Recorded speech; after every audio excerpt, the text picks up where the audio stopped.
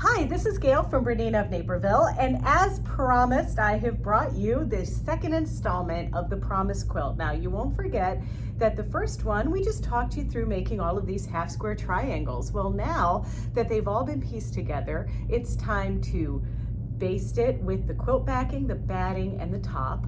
And it's time to quilt it. It's time to learn how to doodle before you doodle with your needle. And then finally, I'm going to show you how to make a sleeve so that you can hang this up.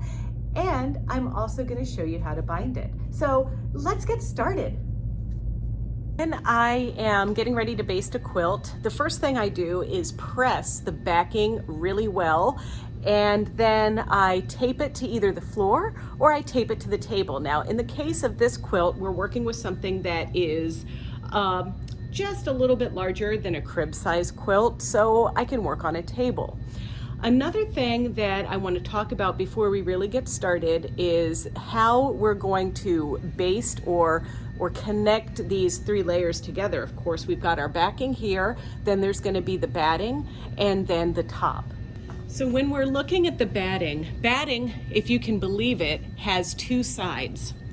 There's the side, like I'm holding up for you right here, that you can kind of see is a little smoother, but you can see these ripples of where the needles to kind of create that batting and make it stick together have gone in. Then there's the other side that's just a little fuzzier. That's the wrong side. So you want to put this smoother side up so that as your needle goes in when you're quilting, it prevents bearding. And bearding is where the batting creeps through the holes where your needle goes in. So before I lay my batting piece down, I have two options. I can either lay the batting down and then lay my top down and then use safety pins or, other kind of quilting basting pins, or I can use this KK2000 or the 505 spray. 505 spray is a little bit more affordable. You can buy it in these giant cans.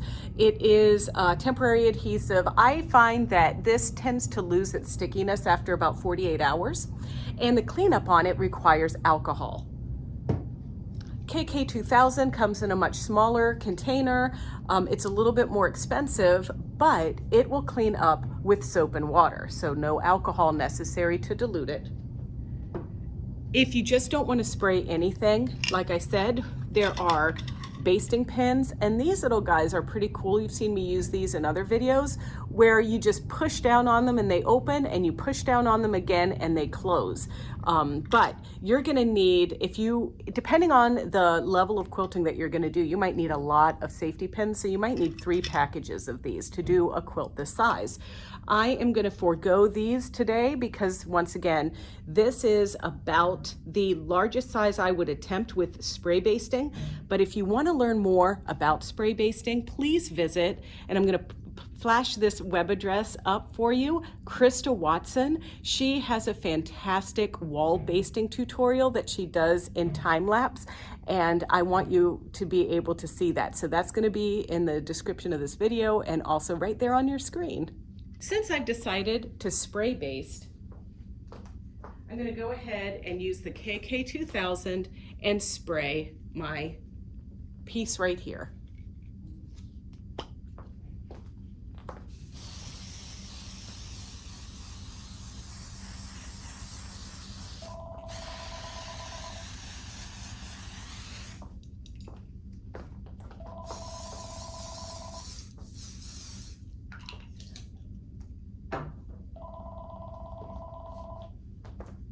So I laid down the batting here, just like I showed you, right side up. And now I'm going to spray this and put the top into place.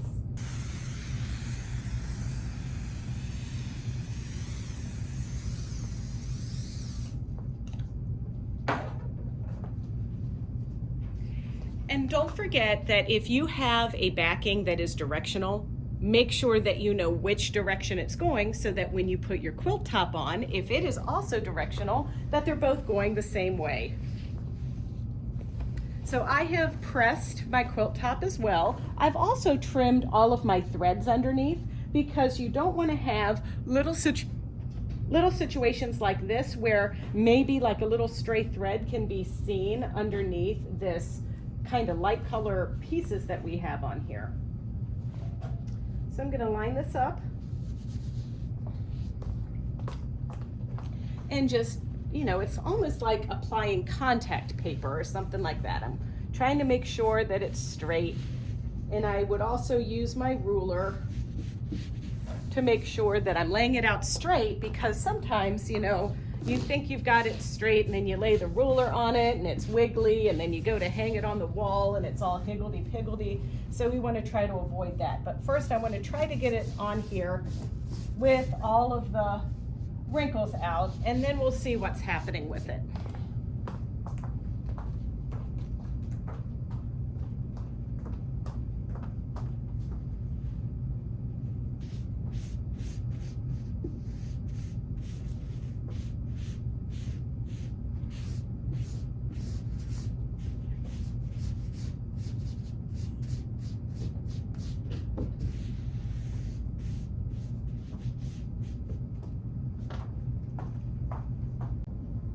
So now that I have this spread out, I'm going to use a ruler, a big ruler. So this one is by Creative Grids. It's the Big Easy. It's 12.5 by 24.5.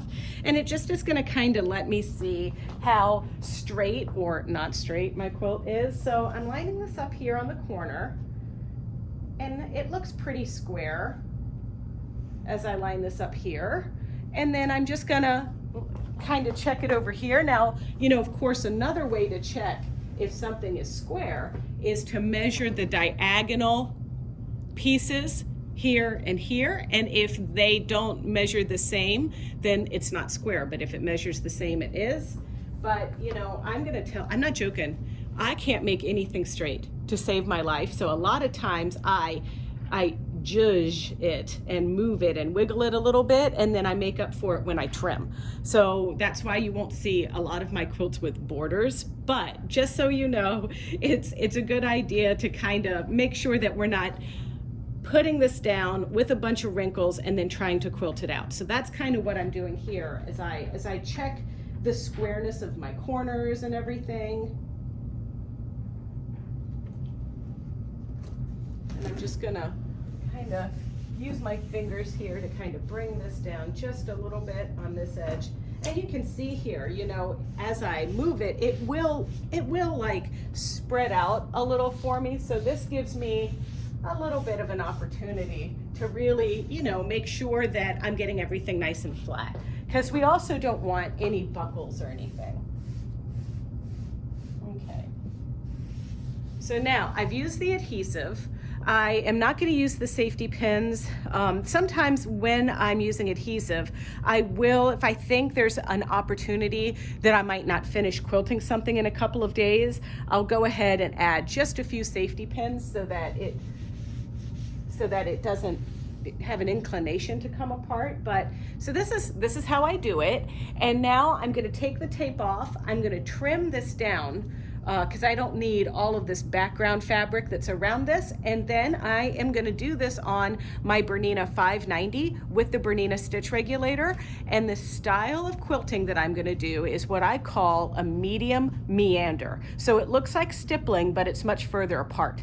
So I'll show you, you can see here some examples of what I would call medium meandering, but this is just, you know, something that I can do fairly well without following a line. You know, I see this design kind of in my head. So that's what I'm going to do on this. So today we're going to focus on doing a stipple type stitch. This is stippling. And in this example, we have kind of a medium stipple, then a small stipple, and then it migrates over here to a micro stipple. Well, this is still a stipple, but what I think of with this is more of a meander, and we're doing a little bit larger meandering stitch than this on our Promise quilt.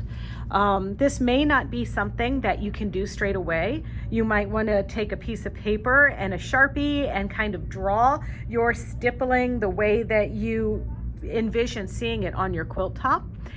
But there's other background fills that you can play around with, or if you've never even done any free motion work, you might consider doing something like this ribbon where you just make little curves up and down. And then maybe you try some that are like this, and then some that are waves. That's just some kind of rhythm to get you in so that you start getting the feel of what it's like to move the fabric through the machine. There's even the wishbones like this. I think these are a little bit more difficult than stippling, but some folks are better at loop-de-loops. So you might try loop-de-loops as well. Now, normally with stippling, we don't cross over the lines and everything, but you know, it's up to you how you want to make something. And if your brain is making points, then go with points. Or if you're more of a geometric person, you might consider something geometric. Now, all of these techniques that I'm showing you here, I have demonstrated these in our video that we did for our embroidered crazy quilt. So I'm going to insert that in here for you just so you can get the basics of this. So let's enjoy that for just a moment before we get started on our promise quilt. Stippling kind of looks like little worms or puzzle pieces, however you want to think about it. Now, sometimes when we get that needle on our quilt sandwich and you sit there and you're like, I'm going to stipple, then all of a sudden you blank and you're like, what am I making again? And then it just turns into a mess.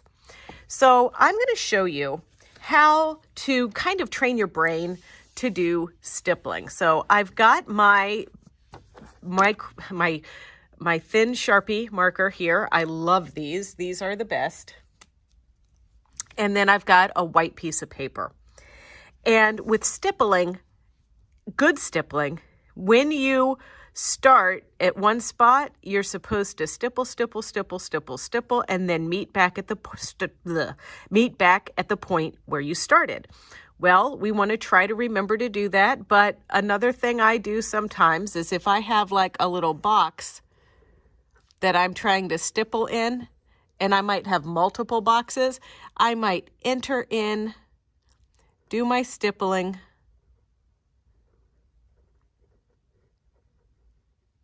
come back, go to the corner, go around here, make my little worms, and then travel back outside the box like that. So I started here and I ended there. Okay, not ideal. In general, if you have a box that you're doing your stippling in, you're gonna like start here. And this is a way that you can also practice how you're gonna make your little curves. And remember, we're striving for curves and not points. And sometimes you go one way, and other times you go another way. But there's no quilt police on this project. If you make a little point, oh well, you can tell everybody that that was a heart. But you can see here, oop, I better do some in there, okay.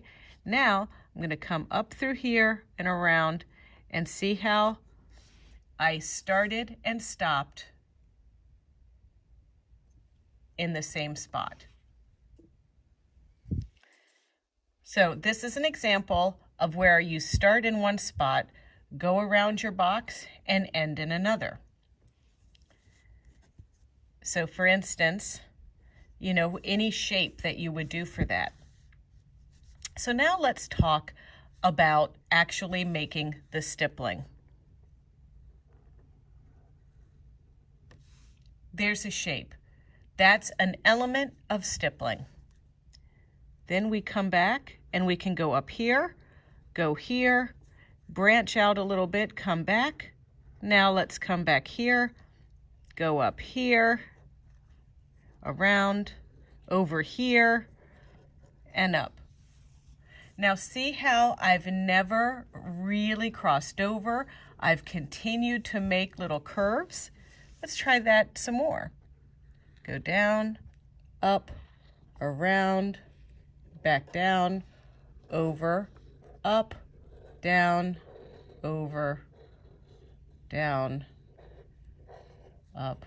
Oh, look, I'm going back here to where I started. And sometimes you're not even going in an area that has a truly defined shape.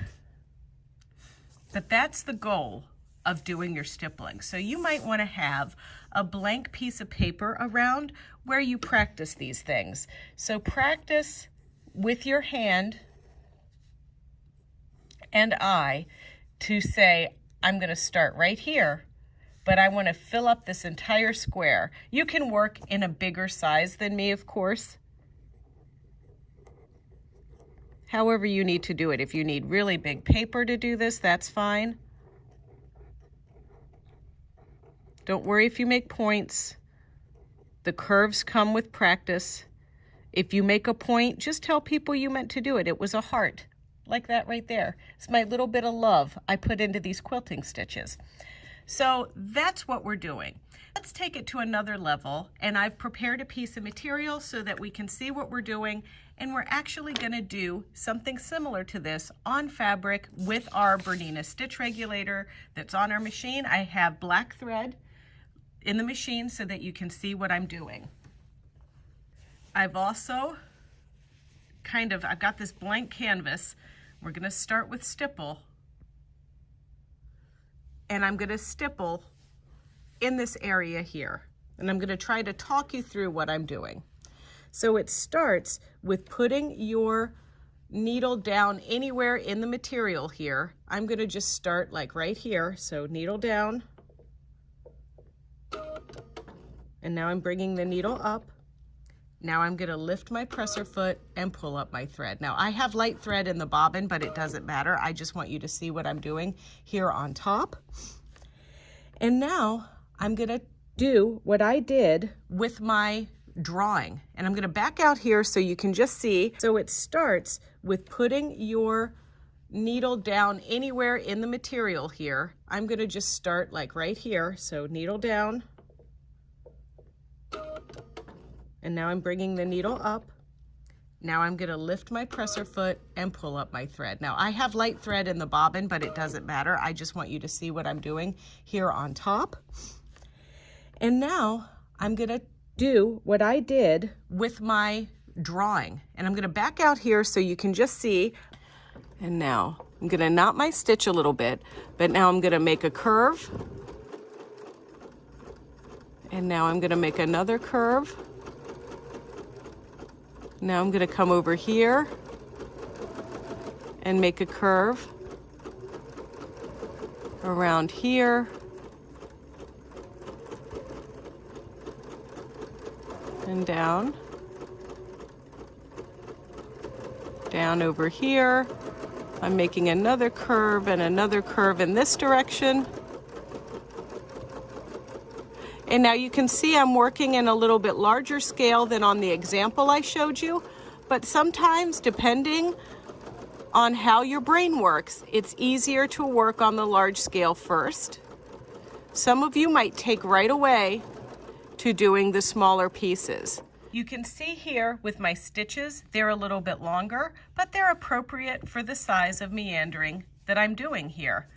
But now I'm going to take my machine and lower my stitch length on the machine to the default setting of the stitch regulator, which is 2 millimeters. And now I'm going to go smaller. So now you can see the machine is moving a little bit faster because it's making smaller stitches.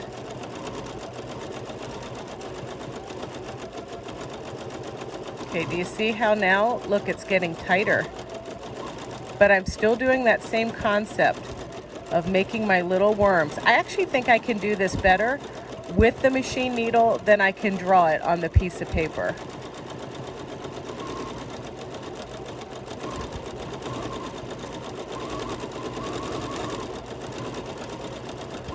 And it's good to practice with a contrasting thread because then you can see what you're doing.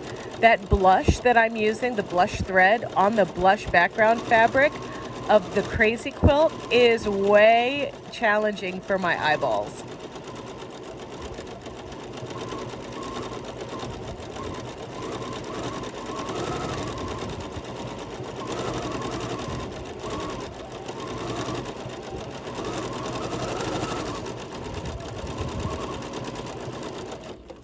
So now that's even denser. Now that still to me would not be micro stippling. So micro stippling is even smaller than this. So that means I'm going to go down on my stitch length to about 1.7. And it feels like I am barely moving my hands.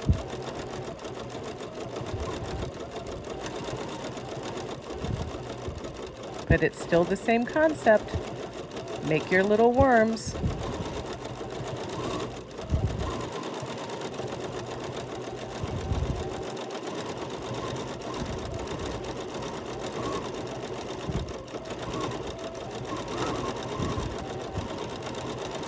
So this was about the size I used on my sample, or on our crazy embroidered quilt that we're doing. It is also natural to start off going dense, and then you get little antsy and you make your stitches further apart. And so what starts out as micro turns into somewhere between small and micro by the time you get to the end.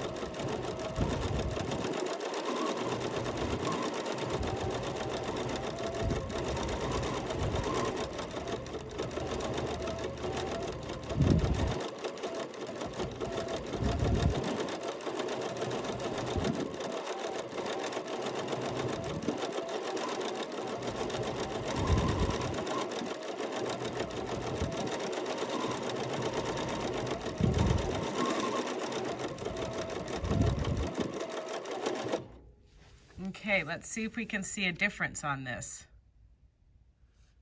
So we had large, medium, small, and I bet you we can even go smaller. And that means I'm going to go down to a stitch length of about 1. And now I feel like I'm using just my fingers to move. There's hardly any hands in this.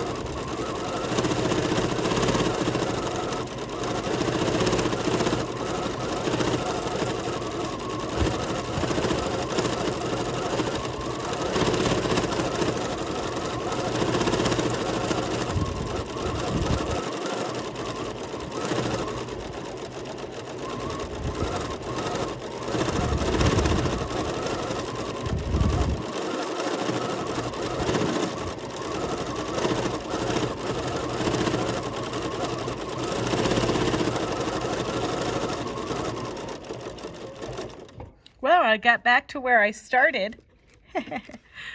Now, let's have a look at this. So look at that. So we have micro, small, medium, large. So that's your stipple. So when we look at this one, this is a balanced tension. Let's hold this up here so that you can see. So the dark thread on the top is pretty evenly balanced with the light thread on the back. And that's what you're aiming for now. For those of you that are just getting started with something, we are quilting our quilt using the same thread in the top and bottom. Now, sometimes this happens. So let's look at this. So the dark thread is what was on top, but down here, we can see that these little dots showed up. And those little dots, that's called eyelashing. And that's created when you're moving your hands too fast for the machine and that needle is not having an opportunity to make a connection with the hook. It can also be simply that your bobbin tension is too tight or your upper tension is way too loose. So the first thing I would recommend if you had this situation going on is to pay attention to your BERNINA stitch regulator and make sure that it's not sirening or whistling at you. And if that's not the case, then I want you to adjust your upper tension just a little bit more. So if your tension is on 4, adjust your upper tension to maybe 5 or 5.25. Now, another thing you might also do is make sure that your machine is threaded correctly both up above and down below. Now, a rarer occurrence might be that you have more bobbin thread showing on the top than it should. So, you know, like on the bottom here, everything looks good. I just see pink. But if we turn this around, you can see the little pink dots coming up. I find I get this a lot more when I'm doing really tiny stitches together. And this could be a situation where if you're using a BERNINA 4 through 7 series, you could use the yellow high tension bobbin, or potentially you could tighten your bobbin tension if you have a bobbin, extra bobbin case to play around with, or finally, you could loosen your upper tension quite a bit. And then once again, check to make sure it was threaded, that there weren't any obstructions or anything like that. So these are all things to keep in mind as you're doing your quilting. And although we're kind of getting right into things by just quilting our top, don't forget to make a little sandwich like we have here and experiment with your quilting before you get started actually quilting your precious quilt. With the BERNINA stitch regulator, your straight stitch has a default setting of 2, but I've increased this to 3 using my stitch length knob because I'm using a little bit thicker thread and I'm using a little bit more of a spaced apart meandering stitch, and that way I just prefer a little bit of the longer stitch length.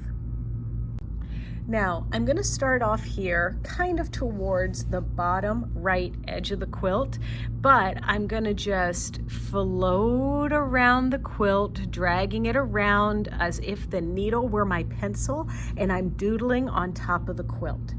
And I want to try to keep everything smooth and flat, and I want to try to get away from crunching the material up as I quilt it. So this is where I'm going to start. I do like to start off the edge, quite honestly, because that's just easier for me when I go to bury my thread. So I'm going to lower the needle and bring the needle up, then raise my presser foot so I can grab that thread and pull it up to the surface. Now I'm going to lower the presser foot again and sink my needle down into the material. So now I've given you like a little bit of a different perspective than what I normally do with these projects, but I kind of want to just have you see how this is spaced out on my table here. So I've got my presser foot, and I've got my foot control, and I'm using my knee lever to kind of readjust when I need to. And now I'm simply going to press down on my foot control. The red light of the stitch regulator comes on, and now I'm just free to move this through the machine.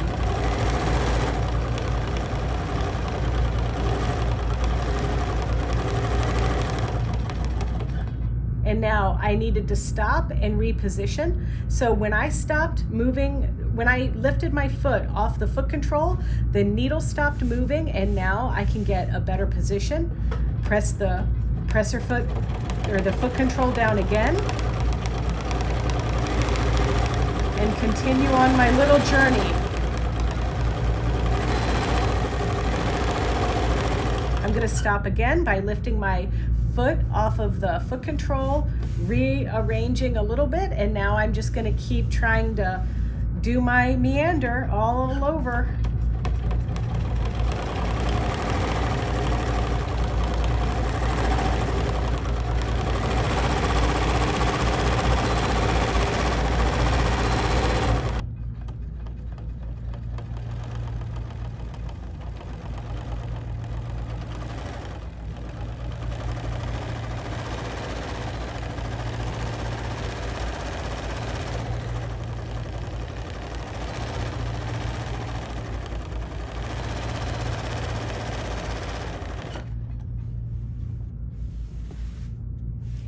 lifted my foot off to stop, to get back into gear again, and then it's just a pattern that you learn.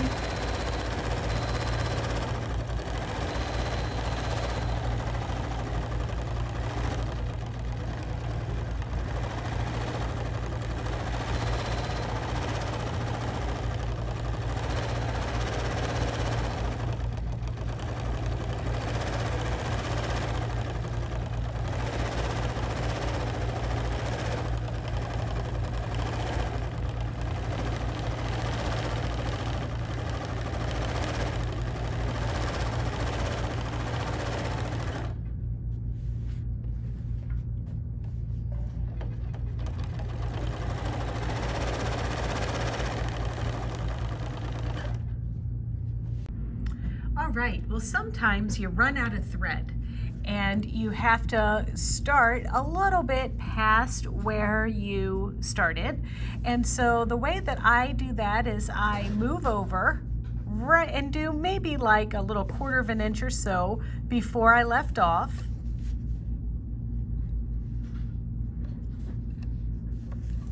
And then I'm going to put my needle down right in that spot and bring my needle up again.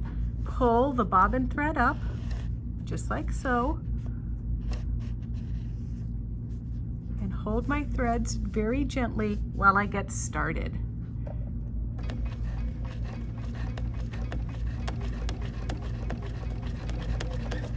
Then I'm going to trim my threads and move about my way.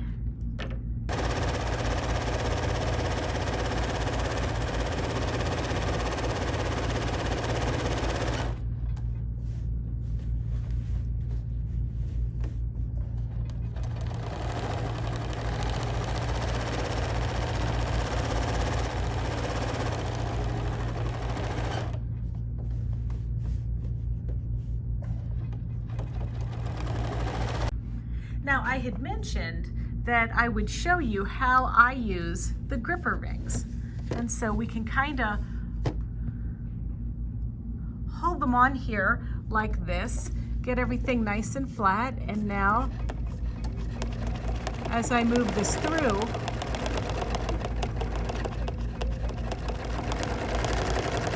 I can just move this through a little bit easier. But what a lot of people experience with the gripper rings is that you're actually able to move the fabric through a little bit faster, so then you feel like you really have to slow down a bit. But the positive thing about this is you don't have to wear gloves if you're not like glove wearing people.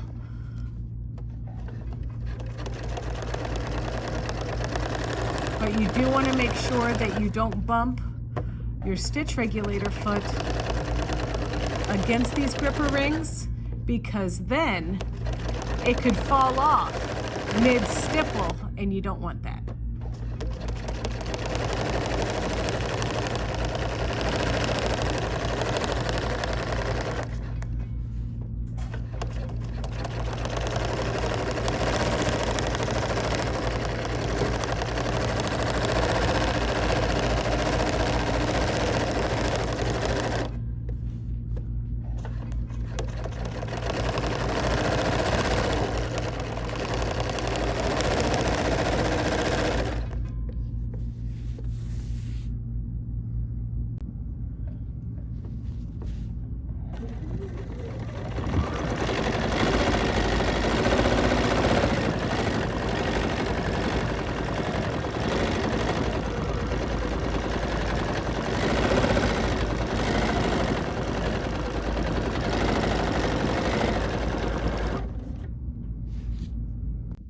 So remember this big old ruler, the Big Easy from Creative Grid? Well, I'm going to use that to square up my quilt top. Now, sometimes it wiggles when we quilt it, but I'm holding it up here and it still seems relatively square. So that is a score in my book. So I'm just going to cut this corner, and then I'm going to cut along this area here.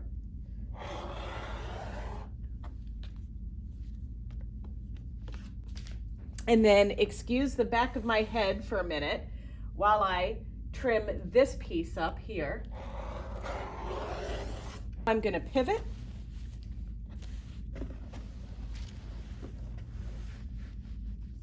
And turn it around this way, making sure I line it up, just like that. Excuse the back of my head. Just go all the way around the quilt, and then once I'm done, it's time to bind it. So here's the back. I know some of you give me a little bit of grief for not showing the back side sometimes, but, and I want to tell you that my meander stitch is a little bit better on the frame rather than sit down, just because that's what I've been used to lately. But this went together pretty fast. I will tell you, honestly, this took me about 2 hours to quilt. So I would call that a total win. Okay, so before I attach my binding, I've gone ahead and made a sleeve, because this is going to be a wall hanging quilt, not a lap quilt. And this is just a piece of material that was cut the exact width of my quilt. My quilt width is 36 inches. So this was cut 36 inches by 9 inches. So this leaves me 4.5 inches here, because what I did is I sewed this together with a 1/2 inch seam allowance on both sides, turned it inside out, left the raw edge at the top, and now this gives me a sleeve. So I'll center this sleeve into position and pin it. And then when I sew on my binding, that will just get inserted there between the binding and the quilt. Let's get this pinned on and let's stitch on the binding. All right, I mentioned that I'm using the BERNINA 590, and I want to do a basting stitch just to baste the sleeve into place so that it's not flopping around when I go to sew my binding on. So I'm going to pick my straight stitch, and of course basting can mean any temporary stitching. So I could move this up to 6 millimeters long, which is the longest stitch length I can do. Or there's a special feature when I go to my little information button and I scroll down. See how we can scroll down through different things with our finger like this? I can actually take that basting stitch and make it even longer. What this does is it removes the second needle penetration on the stitch. So now my 6 millimeter long basting stitch is now 12 millimeters. So let's give this a try. I'm using my foot number 10D. This is great for sewing on bindings. I use it a lot. Now, of course, I also use the 71. You've seen the video for that. But for this one, I'm just going to use my 10D foot. And let's baste on that sleeve. So I've pinned just a little bit, just to get things started. And I'm just going to line this up, move my needle position like 2 clicks to the right, and that way I have my perfect little seam allowance that I like for my bindings when I use my number 10D foot. So I'm just going to stitch. Look at it. See how it's skipping stitches on purpose? And it's going to go through relatively fast, so I'm just going to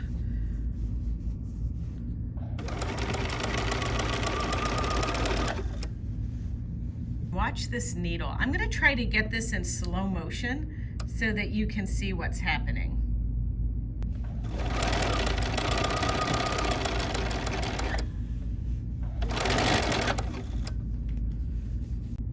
So now you can see how long that stitch is, and see it on the back there. So most of that's going to be hidden in our seam allowance, but at least if I see a little bit of it, I can pick it out of there really easily. Okay, so when I attach the binding, I'm going to leave a little bit of a tail so that I can attach them at the end. And then I'm going to start at the top. I actually think when I'm hanging something, starting at the top is a little less obtrusive. And so I'm going to line this up, leaving about 10 inches or so. And now I'm sewing it to the back, and there's my sleeve piece there. So I'm gonna just go around, do my binding, sew it on by machine, and my needle is 2 clicks to the right. So now I'm ready to stitch.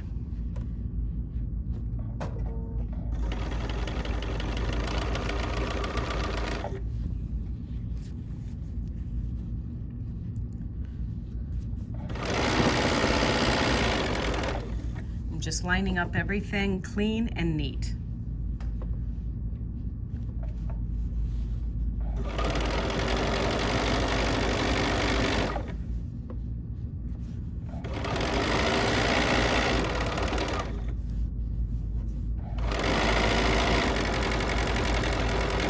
And I'm stopping the same width of my foot from the edge, and now I'm back tacking, and now I'm gonna stitch a little bit and cut. Now, once I get to this corner, I'm gonna make that, do that little 45-degree angle there, and see how this makes this raw edge is flush with this. So I'm gonna do that, then I'm gonna fold it back on itself, just like this. And that's creating that nice little miter corner, just like that. You don't want to see any of your fold coming out from under here, and you want to just keep everything just neat and tidy like that. So now I'm going to turn this back around again, and we're going to just start right on the edge, just like this. And we're going to do that at all 4 corners. All right, it's time to join the binding. So I've done this for you a couple of times. Do you really need to see this again? Okay, fine, I'll show it to you. All right, so what we're gonna do is take one of our pieces, open it up like so, and line it up, creating that perfect little miter 45-degree angle, just like that. And then I press the dickens out of it with my fingertips. Then I take my other piece and place it inside. Once that's done, I pull it to get it taut so that when I sew it on, I don't get any bunchy wrinkles on my binding or anything like that. Then once I do that and pull it just slightly, I'm gonna open up this top piece just like that, and then I'm gonna pin, and I'm gonna pin through just these layers like this. And I'm gonna pin from the opposite side so I get that little crease in there as a guide. Then I'm gonna make sure I pin along here.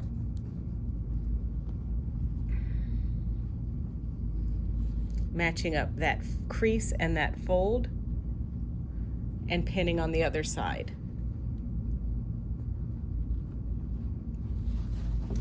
And now,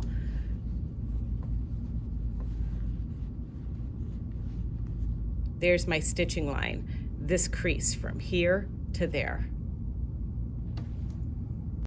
I've put my needle back at the center needle position. And now I'm just gonna stitch right on my crease. I'm gonna remove that pin.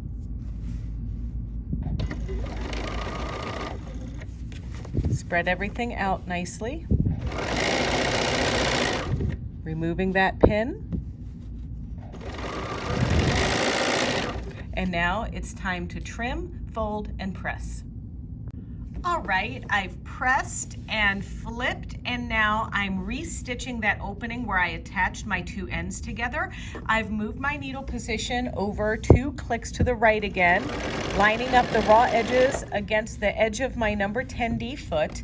And don't forget that when I cut these strips 2.5 inches wide, and I needed 5 strips width of the fabric. I didn't cut it on the bias, but I needed 5 strips width of the batting for this Promise quilt in the small size. So if you have the Charisma Horton pattern, you'll see the different sizes, and you're just gonna pick up the batting or the binding requirements that the pattern has. And I can tell you that I used just under 5 strips, but you'll need 5 full strips to cut 2.5 inches wide.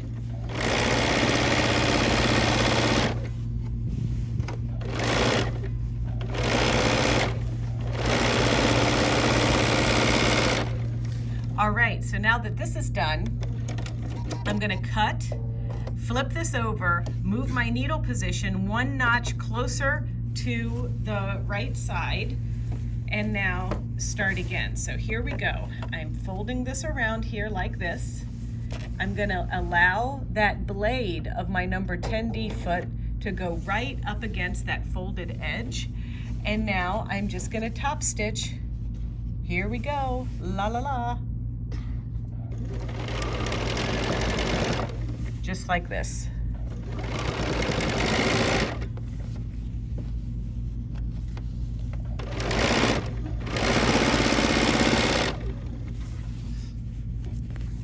this should make a really nice miter down here at the corner.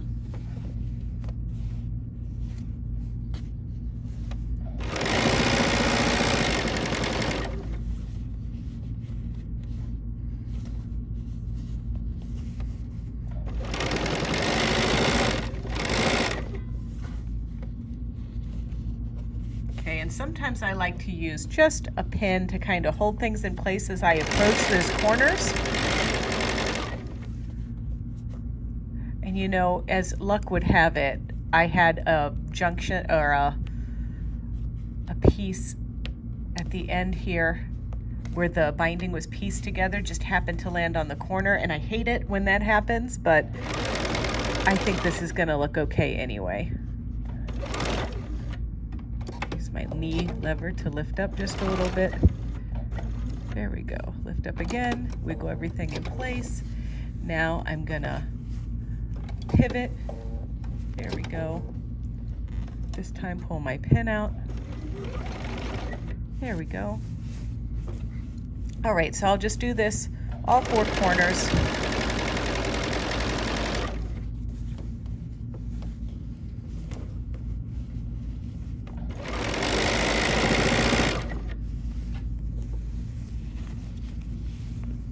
That's what the back side looks like. And that's what the back side looks like.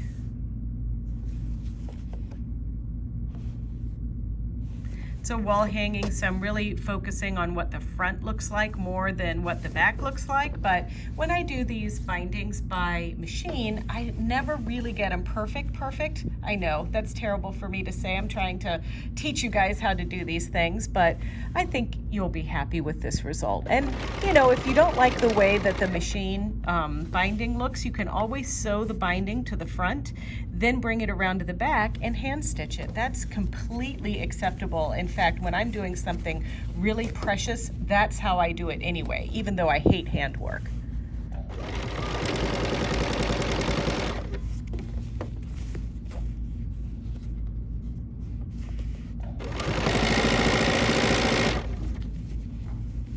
All right, so I'm gonna go all the way around this, and then I'll meet you back at the sleeve. All right, quilt is bound. There it is, both sides. Here's our sleeve. Now, just a little housekeeping. Don't forget to make sure that you put the sleeve on the top of your quilt, you know, if it has a right side or a wrong side. I consider the top of the quilt this area that has this little piece of the pinwheel, and this was the pink in the original quilt from the pattern.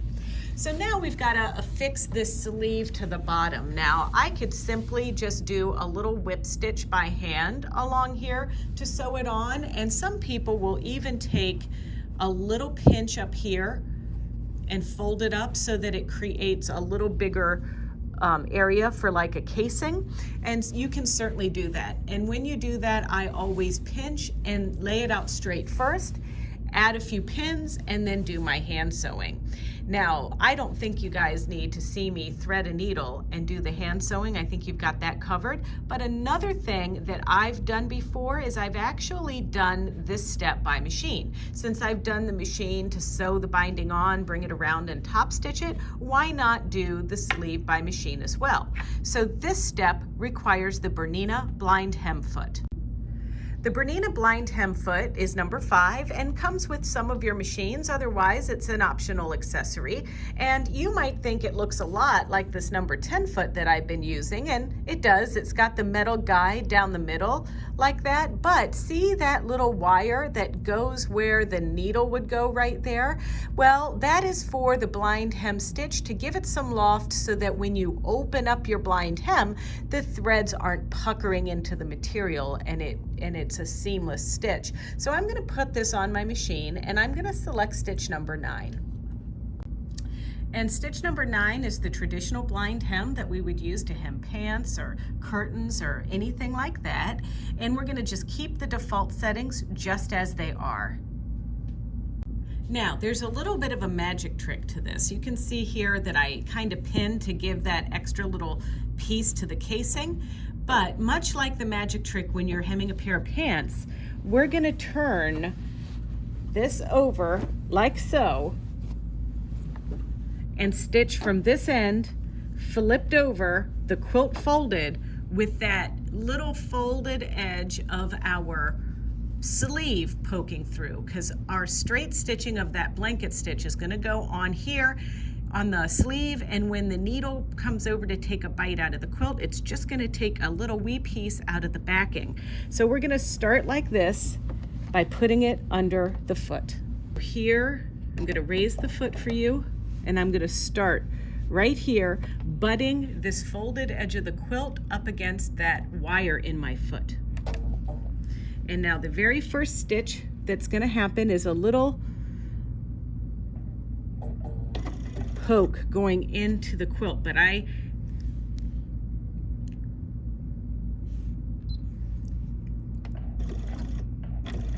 then I'm going to stitch, and then it's not even taking a bite into the quilt itself, it's just taking a bite into the backing of this quilt.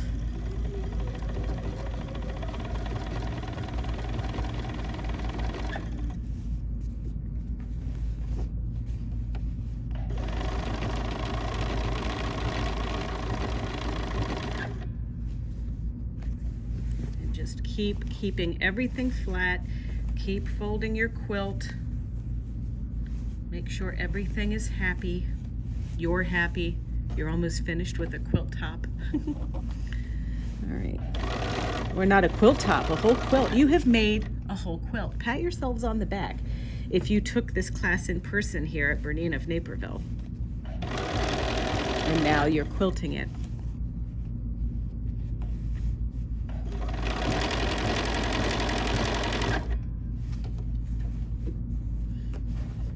So Andrea, Jane, Laura, pat yourselves on the back.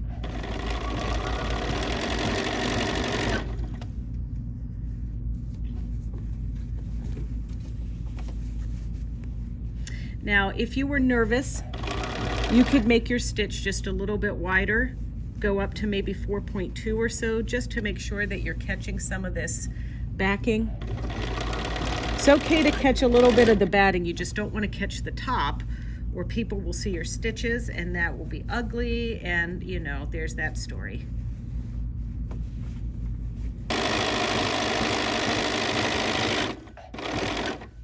Okay, back tack a little, cut, and our quilt is done. And there is the sleeve. Now you can see those blind hem stitches, but you know what? It's going to hang up on a wall, so it's not going to be that big of a deal. But like I said, if machine stitching isn't your favorite, you can do this by hand. All right, what do you think? Are you going to give this a try? Now, don't forget, if you missed out on this video, it lives on YouTube, on our BERNINA of Naperville YouTube channel in infamy. We also have other binding videos, the one on the number 71 foot, and another one where we just simply show you how to join it, but we've tried to cover all of our bases in this video. But if you want to see more videos just like this one, don't forget to check out our BERNINA of Naperville YouTube channel, youtube.com/BERNINA of Naperville. And there, if you could like, comment, and subscribe, that'd be fantastic. And if you want an alert every time we upload a new video, just click the little bell. But in the meantime, get out there, baste a quilt, put on some soft music, and just really enjoy the process. Thanks for watching.